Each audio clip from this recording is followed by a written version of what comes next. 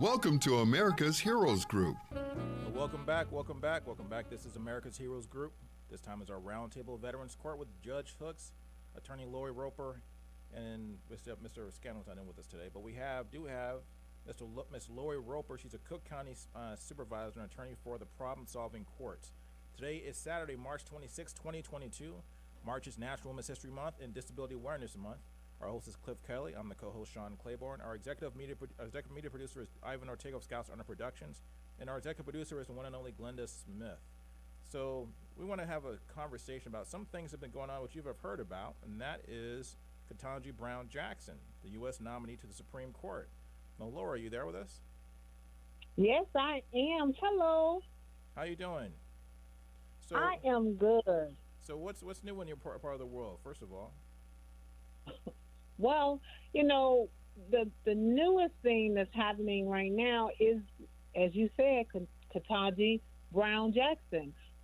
That can be a couple of radio shows to talk about how this woman is grace under pressure personified and is going to be the first African American woman on the United States Supreme Court. Mm-hmm. And I think this is a first time in history. Now, we have a black woman that's about to be nominated. It looks like by all circumstances, it looks like it's going to go through. It's like there's nothing's going to block it for the most part. How do you feel she was treated in her? I mean, you look at, because you've been an attorney for a long time. We've seen a lot of justices be appointed to the Supreme Court. How do you feel she was treated versus other people that have gone through the same process? Well, the tone that was set early on was, you're not that great. And the reason why I said that is because one of the senators had the nerve to question what was her LSAT score. You gotta be kidding me. Someone who has been practicing, yeah, he mentioned like we need to find out what's her LSAT score. Oh my God. And it's as if that is dispositive as to whether or not she would be a great Supreme Court justice. Again, she, being the person she is, she is a very unique candidate. She is probably the only candidate that has been a public defender, like me. And I think that's very, very important, because it brings, oftentimes people criticize the government in general for being out of touch with society and reality. And then having someone, she's kind of young. She's not like she's knocking on death's door like some of the attorneys are. But she's basically a person who has done the dirty, gritty work and one of the most difficult areas of law, which deals with child abuse and child exploitation. Yeah, and a lot of times people don't realize, one of the common misconceptions about public defenders is that as if we like or have some, we desire some kind of form of lawlessness. That's not really what we do. The one thing that everyone in this country seems to agree on is the fact that we, as a country, we support the Constitution. We want to abide by it, and particularly the Bill of Rights.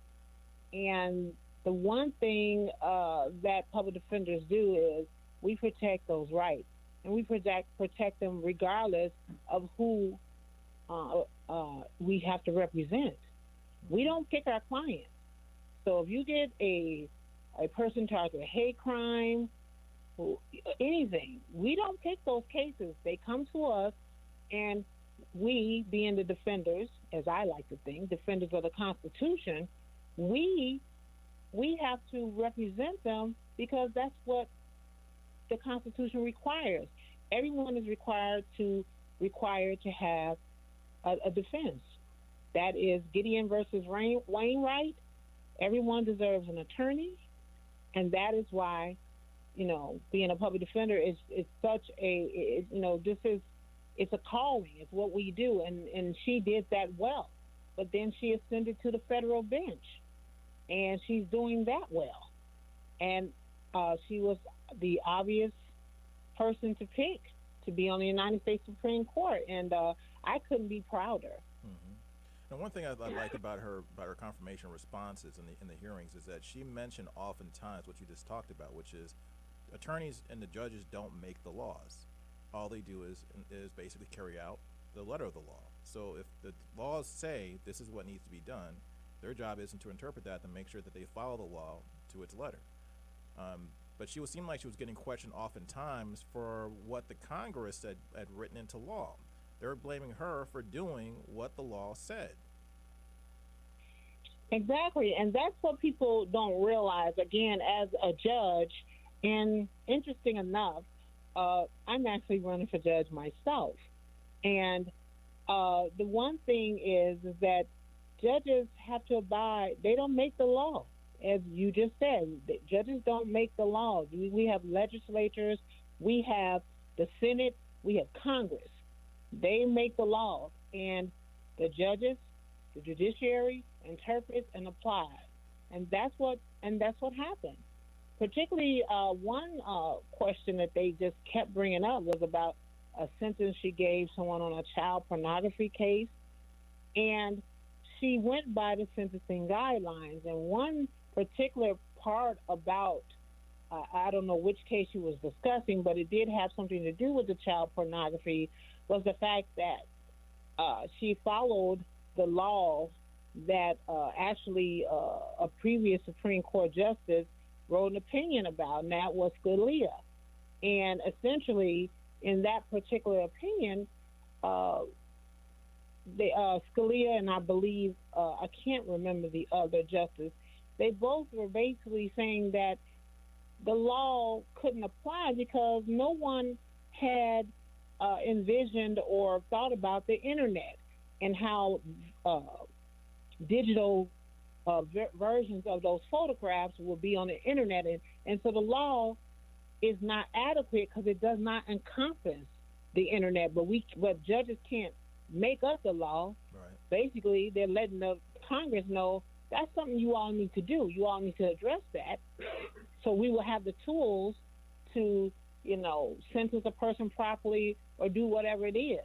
But the Congress has to give the judiciary the tools.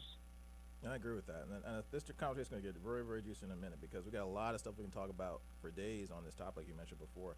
But first, I want to make sure that everybody knows that you can see us live on Facebook. Like and share. You can log into Facebook, search America's Heroes Group, and then you will be able to see us live and see what we look like and see what we're saying on Facebook. You can also see us on YouTube, also on digital streaming platforms like Roku, Amazon Fire, any app that shows any podcast. Go and download the podcast, see our previous shows, and also like and subscribe on our YouTube channel and our Facebook. So one of the things I think is really critical to remember is that, like you mentioned before, we have to get our legislator to do a better job of keeping up with the times. Because that's where in this new generation, particularly when it comes to digital rights, digital media, all the things and all the legal issues that come around that. For example, we're talking about, right to being able to download what you want to download, or the right to being able to use your bandwidth the way you want to use your bandwidth, the right to be able to say things on the internet, all these different problems arising even with our leadership. I mean, Donald Trump launched a media blitz and got elected president of the United States. People are going back and looking at that and saying, hey, what was going on? What was the Russia collusion all about? What kind of problems did that pose? Everybody should know that, all these crazy stories about the Hillary Clinton eating children and stuff like that was all Russian bots. That was crazy. But some people unfortunately believe that stuff. Yeah, I mean, and that is, as you said, unfortunate because what is it that people are getting or receiving or seeing on Facebook or other social media that is making them feel like whatever this is the gospel truth. This is, I really don't understand the phenomenon. I mean, but the one thing I think we can agree on is that Trump really did finesse it, unfortunately, in a negative way, but he did finesse it. Mm-hmm. You know, he used it for evil, as they say. Mm-hmm. Yeah. So yeah, I mean, I don't know. It's a crazy new world. But it's interesting too as well. We look back at it's just weird timing, awkward timing that Judge Clarence Thomas, who once upon a time had an issue with a black female named Anita Hill, and now so now he's in the hospital, and his wife is out there saying these things and all kinds of stuff, you know, promoting a lot of the Trumpisms and ideas, and now she's under fire and under scrutiny, and people are wondering whether or not Clarence Thomas should recuse himself of any kind of decisions, particularly when it comes to talking about the January 6th event where a bunch of partiers started to go and have a big master party at the U.S. Capitol building and break some windows and kill a couple people in the process. So what do we make of that, and where is that going? So and what do you feel about Judge Clarence Thomas's role, or what should he do in this particular situation? He's in an awkward spot. His wife is saying these things that shows that maybe perhaps she had some, or trying to influence elections and influence things that she shouldn't be influencing. Where do we go with that? Well, I think if we review everything in its proper light, we will realize that, I mean, she's saying, oh, well, I keep my life separate, or what I'm doing separate from him. But what she fails to realize is that through your marriage to a Supreme Court justice, you have access to people in places that you would never have had access to. And that's the problem. Through being married to Clarence Thomas, she had access to the White House. You know, she had access to things no ordinary citizen would have access to, and that's the problem for him. I mean, honestly, I think there should be some review regarding that, because that is, what happened January 6th. I mean, I can't say enough how horrible that was. I mean, and it's just amazing how you have a whole group of people who like to pretend like it didn't happen, or like it was just some little frat boys that got out of hand. I mean, people want to downplay it, but I'm like, that was very frightening to watch, and all the way here in Chicago, looking at it on TV, that was scary. I couldn't imagine what those people were feeling inside. Right. I mean, Mike Pence. I mean, what would have happened had they caught Mike Pence? Right. Who knows? Exactly. And I think that's where people don't really realize, especially outside of the United States. When I watch social media outside of America, what I notice is that a lot of people can't put that same thing, and because they can't understand what it's like to be an American and see the Capitol building be stormed. Because we have we put that building in a certain place in American culture and society. You're not supposed to just go walk up to the door and just go in there like it's your house. Guys are walking through the building saying, "This is my house. I paid for this, with my tax dollars. I can take this. I can touch this. I can do what I want to do." But that house is sacred. You know, and that house. I mean, a lot of our buildings have been burned down during the Civil War, but in wars prior to that, those types of things are things that we cherish, and the fact that you're threatening elected officials and also the democratic process is also what's at stake. So that part of it, I don't think people really wrap their minds around it. They think, oh, some people are just doing this and doing that, and other people were gotten out of hand. That was something that was above and beyond. And then also, and once again, even to quote the words of the President Biden, had it been other people that might look like me, maybe people look like you and other people, that they would not even gotten to the front gate. They wouldn't even made it down the block. I've known of cases, growing up in Washington, D.C. myself, born and raised in D.C., I've known of cases where people have been shot over smaller things, making the wrong turn at a barricade, and got shot and killed. You had a whole mob of people come in and climb the building walls.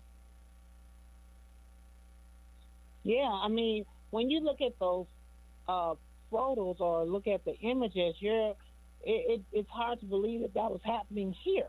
It was happening in the United States, because we're not used to those, to something getting that out of hand in that particular place. As you said, I mean, to get that close, without someone stopping you, shooting you, or doing something, that was just unprecedented, and it was just something we cannot take lightly. We cannot pretend like it didn't occur, and That's why his wife needs to be held accountable for her role, if she had a role. If there's proven that she had some role in what occurred, then she should be dealt with properly, just like everyone else that they are arresting and prosecuting. She should not be above the law. I mean, that's the point of all of this. We cannot, just because you happen to be married to a Supreme Court justice, you shouldn't be given a pass. So. And then also, what do you think the average person? What does the average person on the street who doesn't really take legal issues or think about legal issues, particularly the Supreme Court? What does Ketanji Brown Jackson's nomination or appointment to the Supreme Court mean because she's going to be confirmed, and we can pretty much see that as a done deal. When she is confirmed, what kind of impact do you think that will have on the law and on courts across America? I think that, first we can start with the obvious impact of how it would look to all the little girls that look like Ketanji and look like me and look like you, to see someone ascend. There's a photo that's being circulated that's, will probably be iconic for that moment. It's her daughter looking at her sit there, and she's beaming with pride. And that's what we need. When you can see it, as they say, you can be it.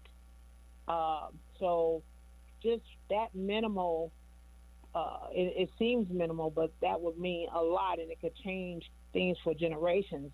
But in terms of the law, I think, first of all, her perspective, bringing a perspective of a federal judge, someone who has had litigation experience. She was a trial attorney. To have that kind of experience, I think we need that, and we need the voice of an African American woman. As you know, we have a different perspective on a lot of things, and I think that voice needs to be heard. It will more than likely be the missing voice on the court. Now, granted, Trump has stacked it in the right's favor, so she may be writing a lot of dissent. She may be writing a lot of dissents, but the fact that she is there, and that even if she does write a dissent, that her voice, her ideals, her knowledge will be important to all of us. That will change this country, because again, she is thoroughly versed in the Constitution. I really enjoyed how she spoke about the three branches of government and how they are separate. When she was educating, I believe, may have been educating one of those, either Graham or Cruz, which, interesting enough, Cruz went to law school with her. So, you don't know where his questioning was coming from, but she explained that so simply, and that's what I appreciate about her. She's going to bring a very smart, a very intelligent view, but she can break it down. She can be simplistic. She is not going to, get up there and, I'm way up here now, and talking above everyone.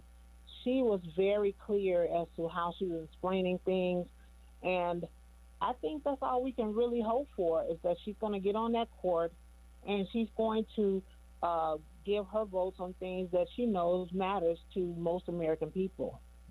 And I think that's really impressive too. One thing, when I go back and look at Brett Kavanaugh's confirmation period, I was not impressed with his. Forget, from all things aside, what his past was and all the controversy around what he did in college and things like that. This is a presentation and is what for someone who's going to be a Supreme Court judge. I expect you to be like a star attorney. I expect you to be like Johnny Cochran on steroids. When you come up instead in front of that Senate, you better have like your answers right. Everything got to be tight. When you're stumbling and like, I made this calendar that shows where I was at the time. It's silly stuff that wouldn't be. That's something you expect from your children when they try to tell you they didn't eat the last cookie out the cookie jar. That's not something you expect like a real attorney, or especially somebody who's versed in the law, to try to carry themselves in the most important stage that you could possibly be on in that particular field. Whereas Ketanji Brown, on the other hand, Ketanji Brown Jackson, the way she conducted herself was very, very fluid, very clean. She was very knowledgeable. She backed everything up. She had, and what she said, you could follow the logic of what she was saying, which is really, really important, I think.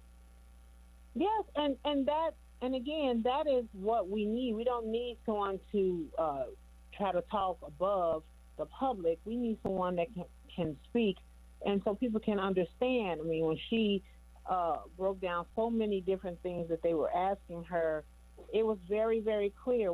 She was an open book, and as you said, I mean, she's a complete jurist. I mean, she knows what she's doing, and that is what we need. I mean, and when you compare her to Kavanaugh or to the other one, Barrett, you can't even make a comparison. They're really, it's amazing. Back in the day, they probably would not have even been considered. I mean, I believe Amy had never even Barrett hadn't been a judge at all. So, she hadn't even ascended, kind of come through the process. She hadn't even ascended. But I am glad that Ketanji Brown Jackson has been nominated. I believe she will be confirmed. This is a great time to be alive and to see this. We witnessed a black vice president, black woman vice president, and now we're going to see a black woman Supreme Court justice.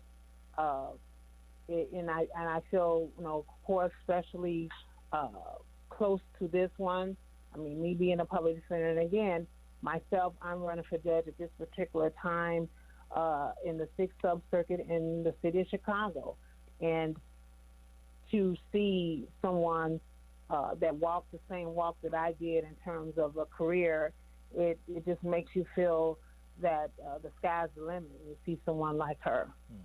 Now, what have you seen in the last few years? Because, like you mentioned before, Trump has and the Republican Party has been very successful at getting a lot of judges appointed, not just in the Supreme Court, the highest court, but all across the United States.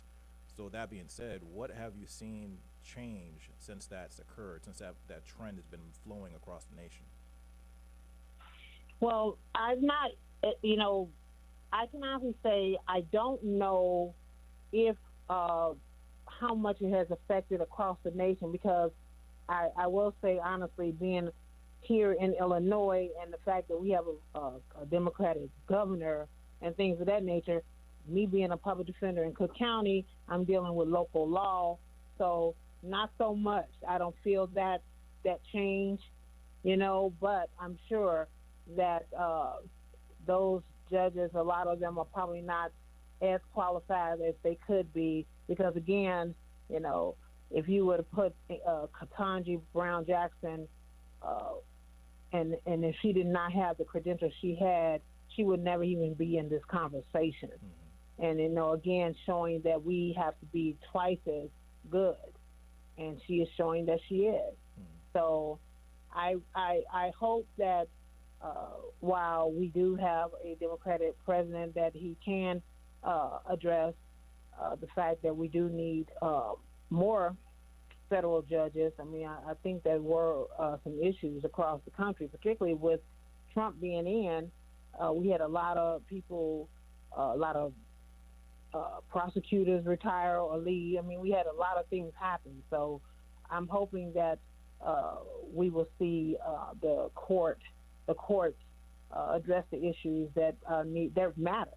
And I think, but we are getting a lot of issues addressed in terms of cases that deal with local governments and local school councils and local issues.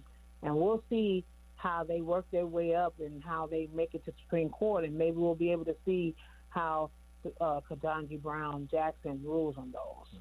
Now, that's my last question: is what types of big legislation do you think will come up, like in the near term, for the Supreme Court? When we're talking about women's reproductive rights, that seems to be on the table, and it seems that's just boiling up to a point where something's going to happen. It feels like in that particular area that maybe Roe versus Wade might be relooked at or revisited through some case that might come up either through Texas or something like that across the country. Also, the idea because go ahead. No, I was just saying because you're right. Texas is the battleground. I mean, people, those laws that are coming out, and I believe there was a case that did make it to the Supreme Court, and they basically ruled in favor of those laws. And I think it was just because they felt as if they probably didn't say it wasn't right, but I'm sure that it can be brought up again and in another way so they can address that issue. But with those the abortion issue in Texas and those laws that they've passed regarding reporting people that are having abortions and all that kind of thing. I mean, we have a lot going on in this country. Oh, as always, seems like that's always the case in this country. Good luck going on. But we have never had that. But particularly with veterans' rights and veterans' issues, one thing I hope for is that we can get some more clarity on how we can get more benefits for veterans, so veterans don't have to go through the rigmarole and the hurdle of trying to get the things that they're already deserve in their contracts. Things that they were promised when they signed up to join the military are not being given to them. They have to fight for them. So it's almost like a bait and switch. You join the military and you come out and then you have issues, and they want to make you go through 10,000 steps, jump through 1,000 hoops, and walk across the tight wire and a flaming, trapeze to basically try to keep you away from the things that they owe you. So hopefully the next this next court that we have coming up, the new court coming that's going to be with Ketanji Brown Jackson in it, we'll see some cases that might hopefully change that. And that's all I have to say for that. I appreciate your time. I appreciate all your information and all the insights you've given us today. It was very, very insightful. Once again, we have a great guest with us. It's Miss Lori Roper. She's the supervising attorney for the problem-solving courts of Cook County, and that is a veterans court, by the way. If you have any questions, make sure you reach out to us on americashg.org. Also go to our Facebook, see us on Facebook Live. Leave comments. Let us know how you feel. Let us know what we missed, what we got wrong, what we got right. Tell us so we can talk about those things on the air. This is America's Heroes Group. We'll be right back.